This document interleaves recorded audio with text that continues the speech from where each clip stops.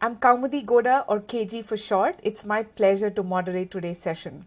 By way of quick introduction, I'm an Indian national and a lawyer by training. I worked for many years in New York City. I've lived in other countries, and for the last 7 years, I've been based here in Singapore. I'm the Diversity, Equity and Inclusion Director and board member for the Data Visualization Society and co-founder of the Inclusive Leaders Institute. I serve as a C-suite advisor, people, leadership, and culture consultant, executive coach, speaker, trainer, and author. I'm currently pursuing doctoral research on sustainability at the intersection of people, business, and law. So I'm super excited to be moderating this extremely stellar constellation, really, of speakers.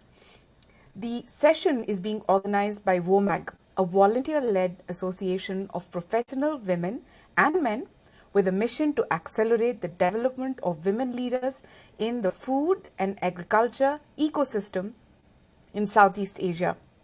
WOMAG envisions a future where women and men allies transform our industry's challenges and promote diversity and inclusion. WOMAG's 30 plus volunteers and 1,000 community members work towards this goal by providing opportunities for networking, knowledge building, and professional development for women and men across the region.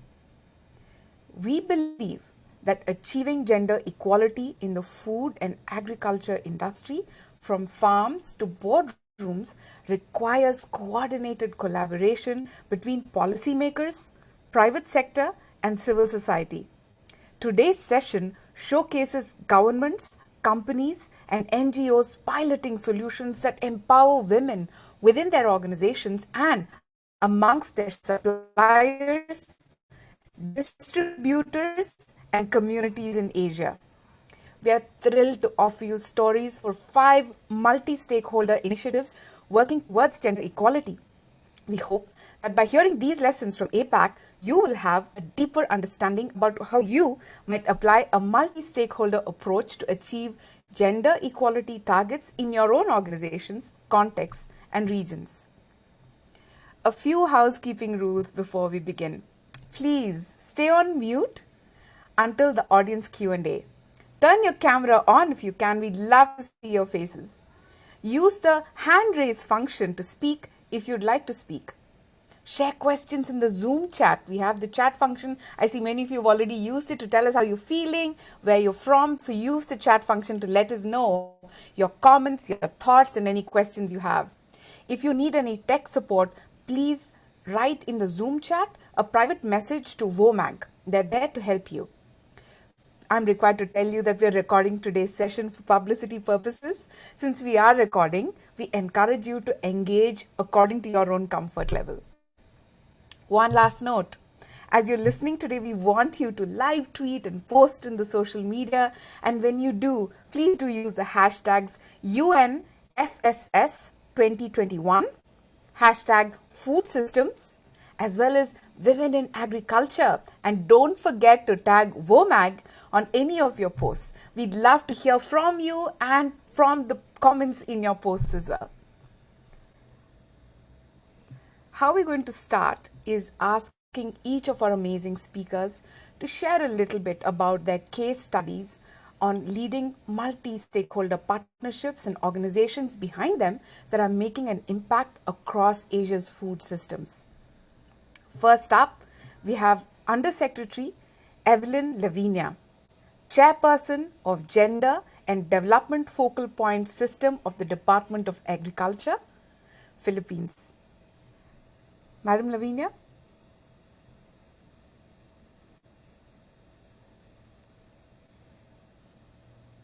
Good evening.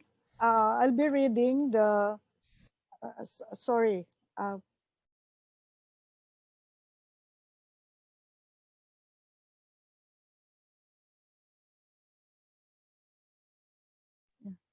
Sorry, apology.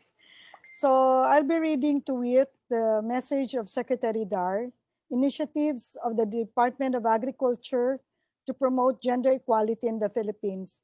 Ladies and gentlemen, pleasant good evening to you. Let us first express our appreciation for the chance to enlighten the private sector on the part of the Department of Agriculture in finding the equilibrium of opportunities between men and women in agriculture.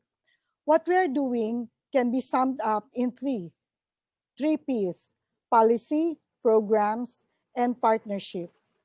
For policy, we follow our legal mandate inscribed in the Magna Carta of Women, which is the national translation of the Convention of the Elimination of All Forms of Discrimination Against Women, or CEDAW. We adhere to its provision for implementing gender mainstreaming and devoting at least 5% of our budget for gender and development.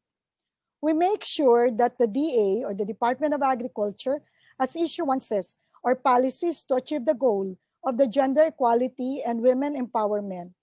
The predecessors of Secretary Dar have issued special orders creating, reconstituting the DA gender focal point system to facilitate gender mainstreaming in all offices of the department. The Secretary has issued an order to make gender and development one of the trusts and priorities of the Department of Agriculture in the preparation of the plan and budget proposal of the department every year. Secretary Dar has issued a special order last year designating a director for the Directorate for Gender Equality for Social Inclusion, which expands its reach to include the vulnerable sectors,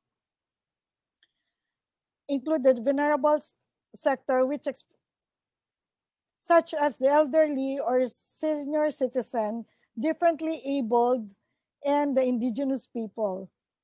While in the program, we select individual and women groups as participants and beneficiaries of our program, projects, and activities to increase their productivity and income. As we say in Filipino, our goal for them is to achieve masaganang ani at mataas na kita.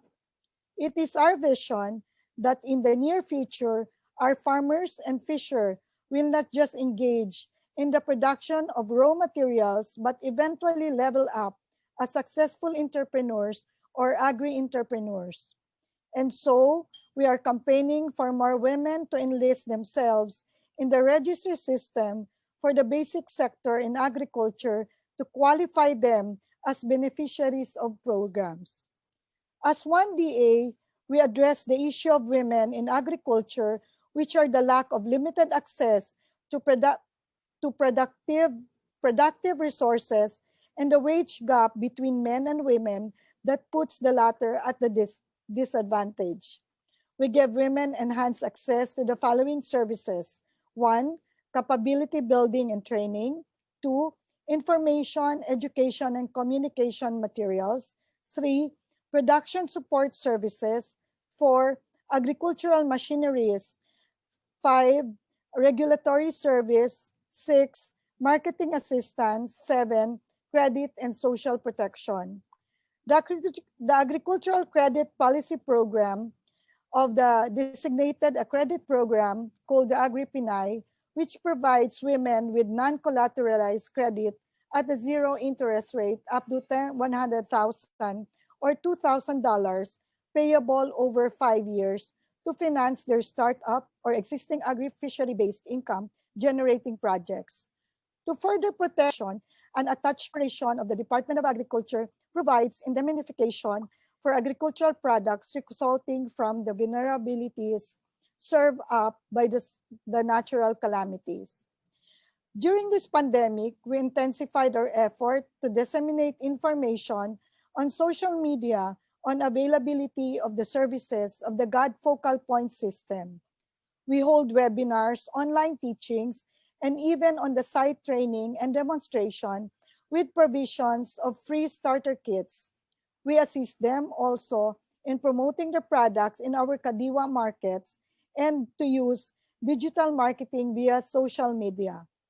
In partnership, we know that the task of reducing gender inequality has multiple dimensions, and the DA cannot embark on the crusade alone.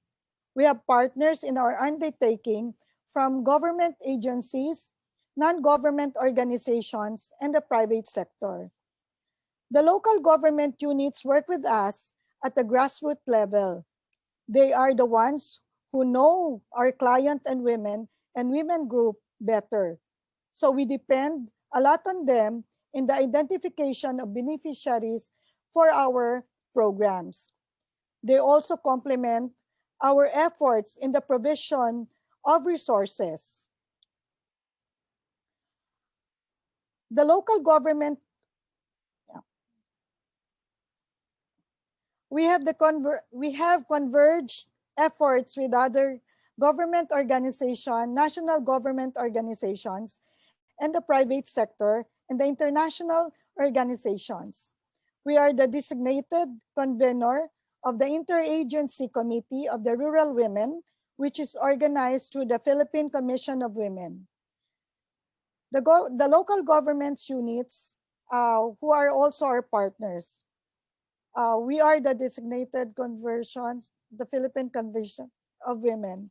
We forged a partnership with the Philippine Commission of Women in order to help women micro-entrepreneurs improve their competitiveness and sustainability, and also to create an enabling environment for women's economic empowerment. Of course, we are privileged to have as partners the likes of Agria, Grow Her, and the women in agribusiness in Asia in our cause of pursuing gender equality. You have given opportunities for a lot of women to use their skills and talents, contributing to the various facets of the food system, and allowed them not only to earn, but also to gain respect for themselves as women of worth. We would like to continue our partnership in order to fortify our efforts to empower women, break barriers to harnessing their enormous potentials, and reap the rewards of their toil. Thank you very much, and have a blessed, productive day ahead of us. Thank you.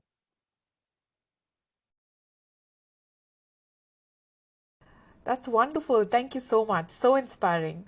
Thank you, Undersecretary Evelyn, Laviña.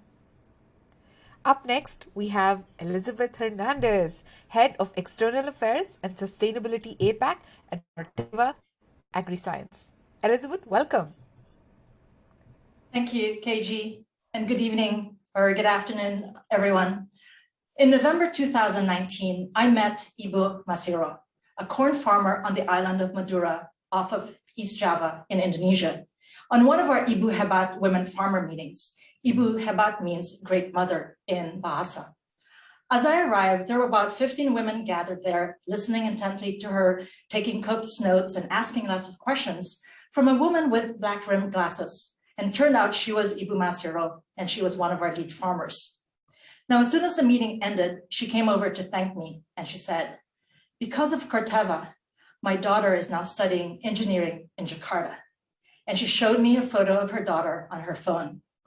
Now, Ibu Masiro is just one of the thousands of farmers who benefit from Corteva's hybrid corn partnership with Prisma. Prisma is a market systems development organization supported by both the Australian and Indonesian governments. Through this partnership, nearly 20,000 corn farmers in Madura have increased their yield by 130% and their incomes by 247%. 7,000 of these farmers are women. Women make up almost half of the world's farmers, 1/3 here in Southeast Asia. The number of female-headed households has also increased as more men have migrated to the cities. As primary caregivers to their families, women are also making decisions on food and nutrition. They are the human link to our food system from farm to table. So as we gather this week for the UN Food Systems Pre-Summit, women should and must be at the center of any discussion we have about the sustainability of our global food system. At Corteva, we are committed to empowering women in agriculture across the globe, but we know that we need to build partnerships if we want to have much greater impact, just as we saw in our partnership in Madura, Indonesia. That's why we join hands with our partners, and two of them are here, Grow Asia and WOMAG, Agria in the Philippines that Undersecretary Laviña mentioned, to create growher.org, a digital platform designed to inspire, inform, and include women in agriculture and enable her success. We launched this platform on International Rural Women's Day last year, October 2020, focusing on Asia Pacific region. So we share stories of successful women in agriculture like Ibu Masiro, so that they might inspire other women, especially the youth. We provide links to agriculture and business educational resources to keep these aspiring agripreneurs informed. And finally, we connect women to organizations that provide an inclusive community for women in agriculture. Just like Ibu Masiro, the Grow Her partners, Agria, Grow Asia, WOMAG, and Corteva, believe that when women are empowered, then farm yields increase, their incomes increase, more children go to school, and the family's well-being also improves. Because we know when women succeed, we all win. Thank you. That's wonderful. Thank you, Elizabeth. Junaid Rehman says, nice talking points. One thing people don't realize, women have management and multitasking in their genes by nature. They take care of kids, family, and food. Thank you, Elizabeth. Up next, we have Reginald Lee, or Reggie, Director of Programs for Grow Asia. Reggie, welcome. Thanks, KG. And it's inspiring to be in such great company. Grow Asia as a partnership platform focused on smallholder agriculture supports multi-stakeholder initiatives that drive gender equality and engage both men and women. As Elizabeth mentioned, we know that closing the gender gap in agriculture increases agricultural productivity and economic growth, and in the context of the food systems, is critical to fighting hunger, malnutrition, and extreme poverty. So our approach to driving gender equality involves helping our partners to mainstream gender-inclusive concepts, practices, and policies across various levels, from farms to boardrooms, as the tagline of today's session goes. For example, in Vietnam last year, we partnered with the Ministry of Agriculture, the National Agriculture Extension Center, and Bayer Crop Science to offer training and inputs to 80,000 smallholder households in the Mekong Delta to sustain their production amidst the triple challenge of COVID-19, drought, and saltwater intrusion. So 45% of the farmers trained were women on better cultivation, pest management, as well as vital information about COVID-19 and women's health. And Grow Asia has learned that effective engagement with women farmers necessitates equipping partners to use gender-responsive interventions, such as trainings that are adapted to literacy rates, cultural norms, and time constraints, among others. Parallel to farm-level transformation is the organization-level transformation. And Grow Asia has supported a growing number of private sector partners to empower women in their own workplaces, amongst their suppliers, distributors, and in the communities they serve. Grow Asia's role is to demonstrate the business case for women's empowerment, which incentivizes our company partners to invest their own resources into gender mainstreaming actions and practices. This means working with partners to develop their gender strategies and identifying areas of support, for example, hiring gender specialists in their operations to focus on the unique needs of women and facilitate engagement of men in gender equality programs. So to conclude, this multi-level approach is complementary and mutually reinforcing. And as you know, development of training programs, guidelines, and other materials are of little use without leadership commitment and securing accountability. And this is where Grow Asia's multi-stakeholder approach is critical in seeking out allies, partnering with organizations that share similar goals, and cross-pollinating learnings. Thank you, KG. Reggie, that was wonderful. Thank you very much. May I invite on stage Christina Hermanson, Managing Director, Australia, New Zealand, and Lead Gender Equity in Apac for FMC Corporation. Christina, welcome. Thank you. Thank you very much, KG, and happy to be on stage with so many other great presenters and great initiatives here.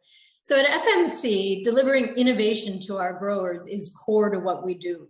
How could we deliver innovation if we keep thinking in the same way, if we keep hiring the same people that talk like us and think like us? We need different perspectives to solve today's problems.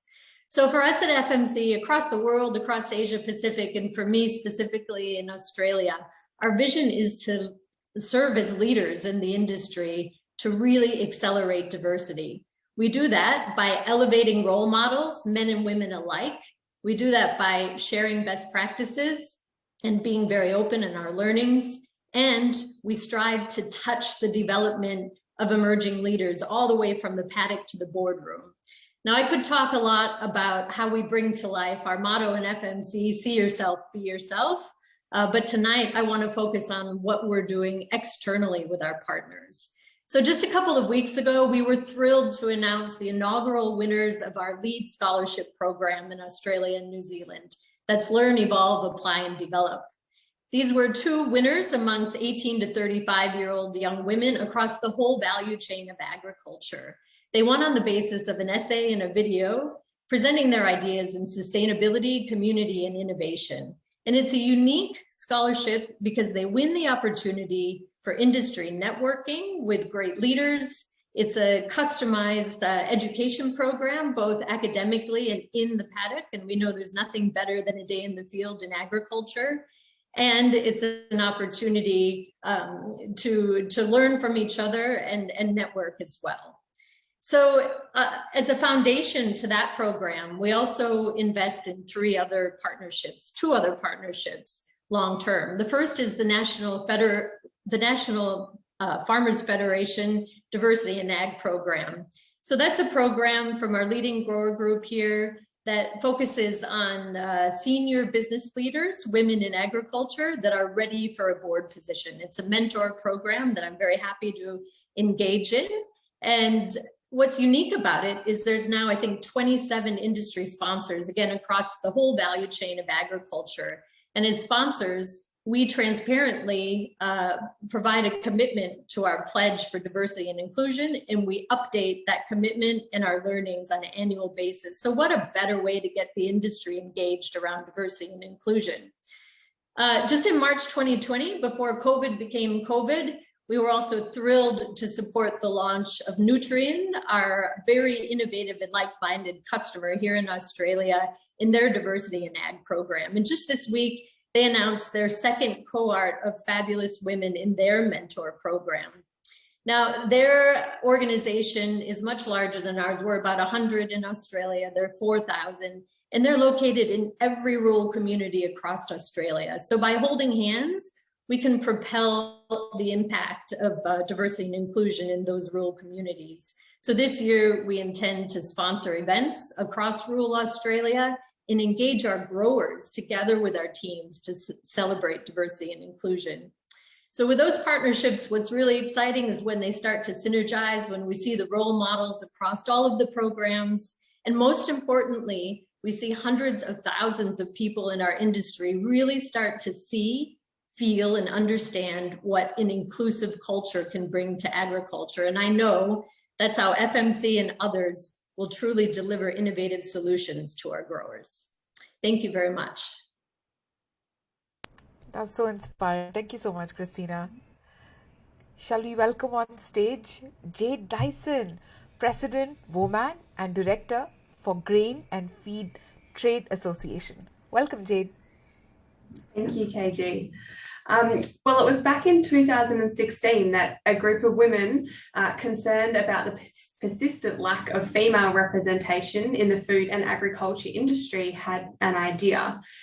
And we asked ourselves, how can we, from our corporate positions here in Singapore, foster a food and agribusiness industry whose leadership reflects the gender diversity of an evolving and growing ecosystem in Southeast Asia?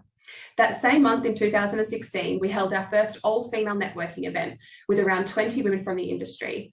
And it was this initiative that led to the creation of WOMAG, a membership-based volunteer-led organisation. Since that inaugural event 5 years ago, WOMAG has grown to include over 30 volunteers, over 1,000 community members, involvement from hundreds of companies. We have run an average of 30 events per year and have attracted multiple corporate sponsors. But perhaps most importantly, WOMAG has provided a multi-stakeholder platform for individuals and organisations to have transformative learning experiences about how to practically achieve targets related to gender equality, diversity, intersectionality, and inclusion. The mission of WOMAG is simple but important. Over 1/3 of the agricultural labour force in ASEAN are women. WOMAG believes that if women are performing the majority of the work at the farm level, then women should have at least equal representation and decision-making power at the corporate level. In addition to WOMAG providing a platform for like-minded stakeholders to create value for the industry, we ourselves partner with other initiatives that reach different parts of the value chain or specialise in different areas. We aim not to duplicate any of the initiatives that exist and are led by those most affected by gender inequality across the region. Instead, we add our own unique value as we work towards our mission through the power of multi-stakeholder partnerships. Over the last year, as we've pivoted from in-person programs in Singapore to virtual events open to people across the APAC region, WOMAG ourselves have been challenged to look internally at our own governance model, practices and ethos so that we can address the underlying challenges women and men face in our ecosystem. We have come to recognise that as a multi-stakeholder initiative, we must model the actions that we encourage from our members and partners. The organisation is now led by an executive committee of individuals from diverse cultural and ethnic backgrounds, industry experience, career trajectories, ages, and more. Our volunteers similarly represent this diversity of experience and knowledge. WOMAG's commitment to gender equality includes taking a hard look at ourselves to ensure that we are running an inclusive organisation, and we still have work and learning to do in this space. We welcome the opportunity to learn with and from other multi-stakeholder initiatives, so please do reach out to us via the chat or after today's session. Thank you, KG. Thank you, Jade, and thank you, WOMAG, for the phenomenal work you're doing and for the session today. We are moving on to the Q&A segment of today's session. So I'd like to give a shout out to all our amazing audience members. We have over 80 folks who've tuned in. Please share your questions in the chat box. And while you're thinking of what questions you'd like to ask of whom, let's start with a few questions that we've already received. To Undersecretary Laviña, could you please share a little bit more about the initiative Agri-Pine that has come out of the Gender Equality and Social Inclusion Directorate at the Department of Agriculture, particularly related with the COVID-19 challenges? How can governments support other partners to bring inclusive and specific programs for women in agriculture? So we have the Agri-Pine was created in order to help the women in agriculture. It's really only for women, and that's why it was called Agri-Pine. So it's about non-collateralized credit at a zero interest rate up to $100,000. So which is equivalent about $2,000. This is to finance their startup or existing agri-fishery based agri-fishery based projects that they can, so they were helped. But during the COVID time, one of the best example of this also is the Kadiwa ni Ani and Kita, which is sort of a marketing assistance. With this, we also did have a very special credit program which was given, which was really very specifically created for the COVID. So women could access up to, two of our women was able to access about 2.5 million, about $50,000 US dollar. So the other one borrowed also about 10 million pesos, which is about 200,000 US dollar for their members to buy products from the farmers and sell it directly to the Kadiwa.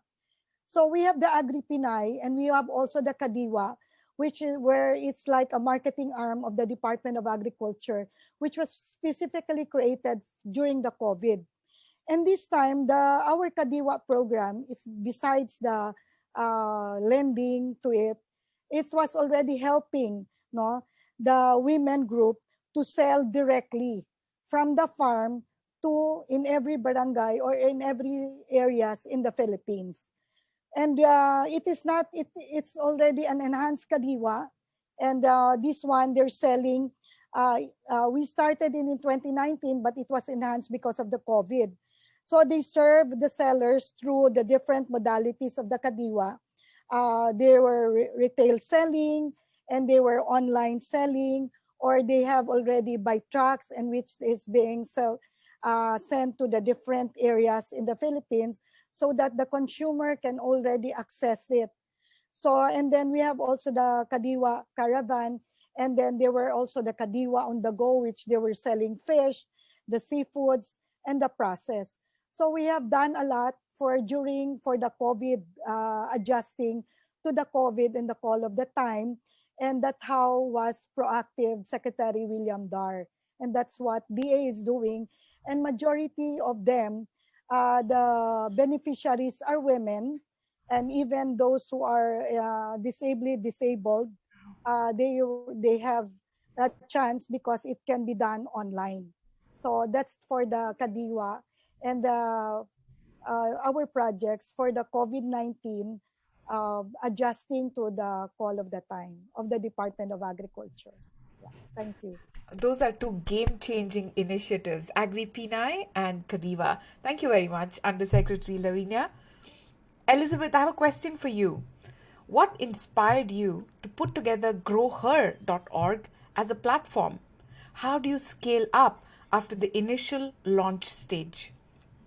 Thanks, KG. Thank you for the question. So at Corteva, one of the things that we did about 3 years ago before we became an independent company is to really do a global study of women in agriculture. More than 4,000 women globally in 17 countries, 24% were here in Asia. And what we found out is, while these women are quite proud to be in agriculture, they still believe that gender inequality and gender bias is still pervasive in our industry, unfortunately. And when asked to look at specific interventions that we could focus on that would help them address these obstacles, what were those 3 things? And the things that came out is, 1, women first and foremost want to be recognized. You know, currently they feel invisible. They wanted to be recognized for their contributions to agriculture, that they're not just the wife of the farmer. They are many times the CEO or the CFO of their family enterprise. Right? Secondly, they asked for access to the same training, technology, initiatives, and resources basically that are available to all farmers. But currently, even the FAO says 5% of ag extension services go to women globally. So how do we make that more available? And then finally, it's really meeting other women, right? There are just not enough of us women in ag, and so how do you kind of connect with them? And so that's why the 3 pillars of Grow Her are about inspiring women, sharing the stories of successful agripreneurs. It's about providing those resources to keep them informed, both agriculture and business. And finally, that community, making it an inclusive community of other women. That's really the background why we chose those and working with other companies. And I just want to mention that I don't know where agripreneurs started, but I believe that the first time I personally heard it being used was in the Philippines. And so Undersecretary Laviña, it probably started, there are many, many innovations with women in agriculture that have come from the Philippines. Thank you. That's fabulous. Thank you so much, Elizabeth. I have a question for Reggie. Elizabeth alluded to the Thrive partnership Corteva has with Grow Asia on scaling up some of the country activities. Could you elaborate more on that? And how does your organization take an intersectional approach in your effort towards gender equality? Sure, I'll handle those 2 questions. I think the first one is Thrive has 2 goals. That's the Thrive program. 1, to increase women farmers' farm management and business skills. And second, directly support women farmers, agripreneurs through networking events and mentorship opportunities. So I'll give you an example in Indonesia, where we're proud to work with Corteva, Prisma, Edu Farmers Foundation, and Save the Children. By the end of this year, we plan to deliver trainings to more than 300 women farmers in up to 20 locations across 7 provinces. And at the organization level, we're working with Corteva staff in their Women's Inclusion Network, WIN, and pairing them with women agripreneurs in a coaching program. So Indonesia is quite advanced, and we're now in the stages of planning for Vietnam and hopefully rolling it out to the other countries in ASEAN. On your second question, I think we recognize that people's social identities are complex and multiple. It can compound inequalities based on gender, race, age, ethnicity, and many other factors. So the gender equality work becomes more effective if, 1, we see that women and men are not static or homogeneous groups. So they have different life experiences that can shape how they're perceived. And so, too, we acknowledge the need to break down these approaches, including but not limited to gender.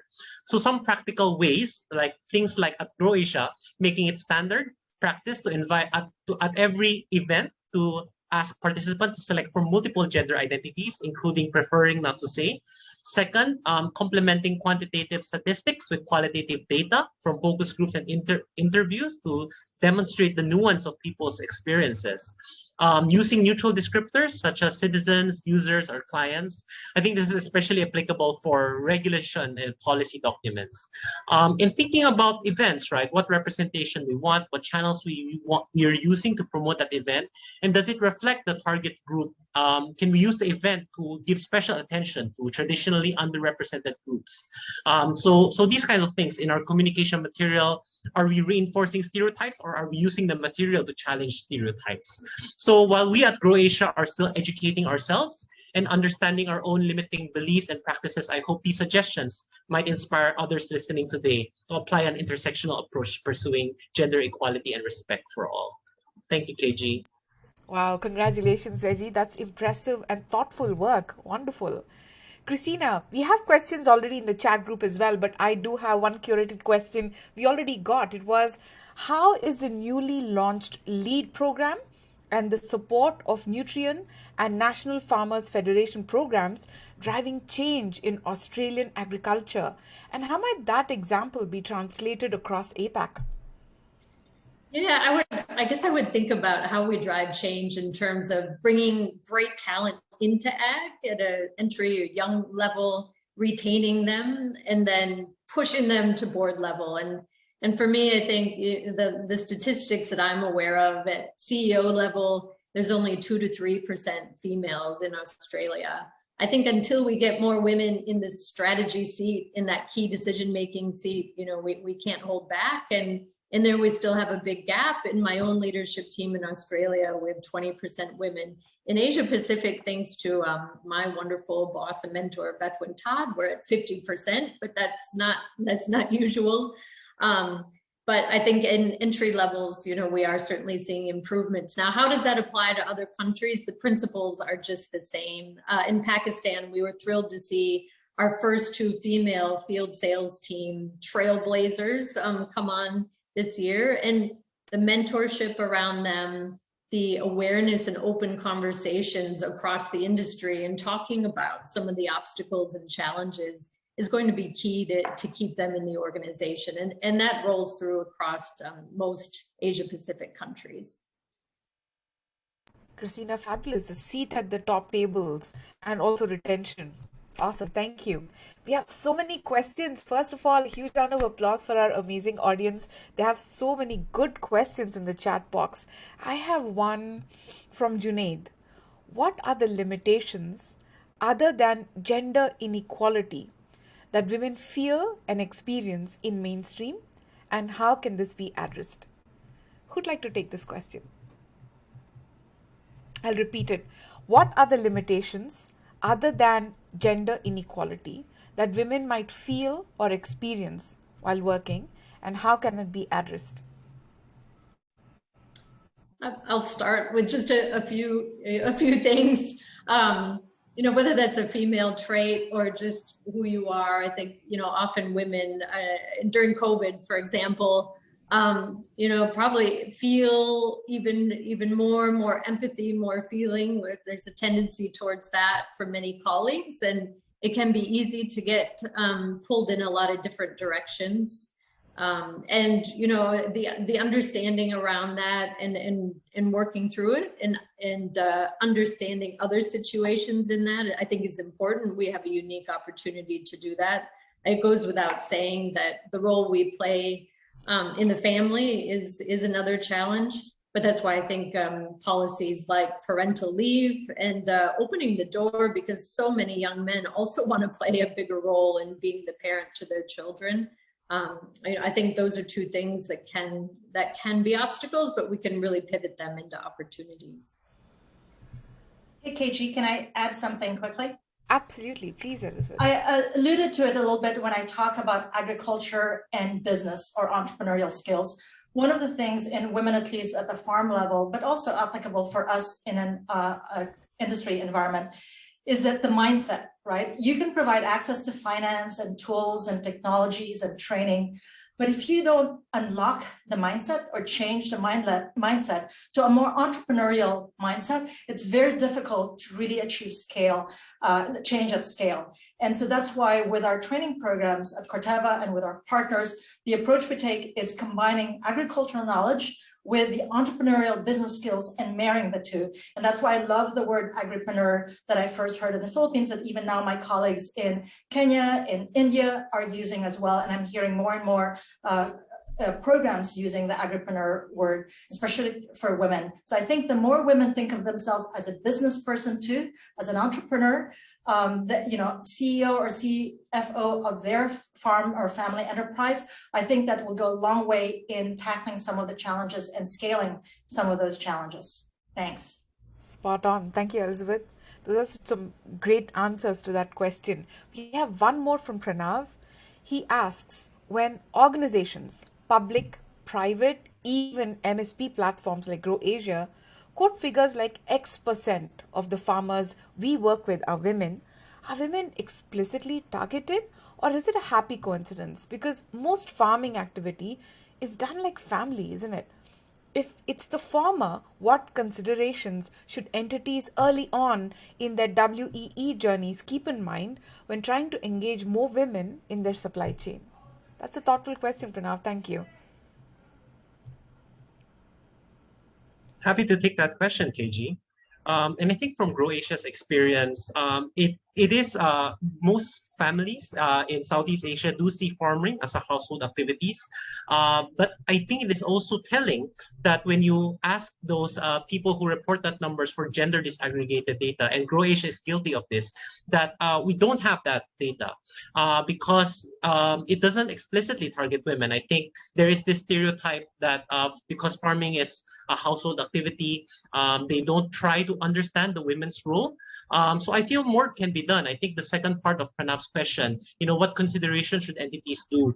I know it's a bit like people talk about gender analysis, but there's a lot you can do actually when you really deep dive into what a gender analysis looks like. You know, understanding the women's role in the distribution of labor in the farm, in the household, how they use their time, and all these additional information can then better inform the interventions that are being done for those programs that will then report the data. So I'll keep it short at that. That's beautiful. Thank you, Reggie. Jade, there's a question from you from Professor Mohan Avari from Nottingham University. He asks, the 30% of farm labor are women, and there should be 30% representation in the corporate sector. How will GFTA aim to achieve this? And from the point of view of the audience, what can speakers think about the role of business schools in this? And then how can someone like Professor Avari, you know, connect and develop initiatives with you? Yeah. Okay. So first of all, just a quick clarification. So GAFTA is the company that I work for full-time, and WOMAG is my volunteer role. So I believe this question is probably slightly more aimed at my work with WOMAG. From a GAFTA perspective, GAFTA obviously supports this initiative, and they are a key sponsor of WOMAG. So that's how GAFTA chooses to deploy some of its limited resources into that space. But from a WOMAG perspective, the ways that we try to increase female participation at the corporate level is by providing services in sort of three areas. So we look at networking for women, because we think it's important that in order for women to grow their career and develop their career, particularly in the corporate space, networking is very important. And in a male-dominated industry, this can sometimes be a little bit difficult. So we have tried to create a space at WOMAG that is more conducive to women being able to network. The second thing that we offer is industry events, and that is designed to allow women to increase their knowledge about the industry in general, perhaps outside of their current role. Because if we look at the type of knowledge that we need to have in our leadership positions, that knowledge is far broader potentially our day job. So we want to give women an opportunity to learn about the industry in ways that perhaps they're not getting from their company. And it also allows them to see what other options are out there, what other opportunities are out there, perhaps different ways they might wish to pivot their career. The third thing that we do at WOMAG is professional development, and we run a number of different programs in order to provide opportunities for women to upskill. And one of the key reasons why it's really important that we do get corporate sponsorship is keeping that those training programs accessible to as many people as possible by keeping the costs down, because not everyone has a big corporate behind them funding their career development. So that's something that we really focus on at WOMAG, is curating programs that are really beneficial to as many women as possible and making them accessible and inclusive to as many women as possible. Yeah, I'll leave it there. Hey, KG, can I add to the business school question? Please. So, and I realize I didn't answer your second part of your question about scaling Grow Her. So while Grow Her is a platform that connects like-minded organizations that want to empower women, the scaling really happens at the country level and even subnational level with the local partnerships. So Grow Asia is an example. With the country partnerships, we would do that. And so a lot of our training programs on the ground are with actually other organizations on the ground. But and some of them are actually business schools. So in Kenya, in Latin America, in Brazil, we launch collaborations with business schools to create a bespoke program for women in agriculture. So for the person who asked the question, I'm actually looking at the business school programs right now to look for that kind of collaboration. So please reach out to me if you have specific ideas, particularly the entrepreneurship component and with real examples from the field. Would be really interested to discuss that. Thank you. All right, that's awesome. We actually have so many amazing questions and we've run out of time. What I can promise you is, one, you can connect with all of our speakers and they'll answer your questions. In addition, these questions we're going to save, get them answered, and we'll have the answers posted on the WOMAG website as well. Thank you so very much for engaging with us. I do have some closing remarks to make. Thank you so much for taking the time for today's session and for your thoughtful and really inquisitive questions for the speakers. We hope that by listening to the insights from across the Asia region, you might leave inspired to take action on your own.